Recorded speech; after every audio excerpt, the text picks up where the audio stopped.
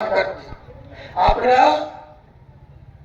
ब्राह्मणांना नित्यत्व व्यापकत्व आणि सगळं आपल्या इथं आत्मतत्व धर्मानेच आनंद कळवतो. नंतर परमेश्वर विद्या रमत नाही असा अव्यक्त साक्षी रूपाने आपल्याला देऊन उरलेला आहे. तुम्ही काय जीवात्मा भ्रष्टर आहे, परमेश्वर स्वरूप संपूर्ण आहे, परमेश्वर व्यापक आहे, शक्ती सुद्धा परमेश्वराने व्यापल्या, शक्तीने परमेश्वराला व्यापलं नाही अशा प्रकारचा धर्म असे धर्माचे कार्य इथे होतात, अव्यक्त कार्य होतात.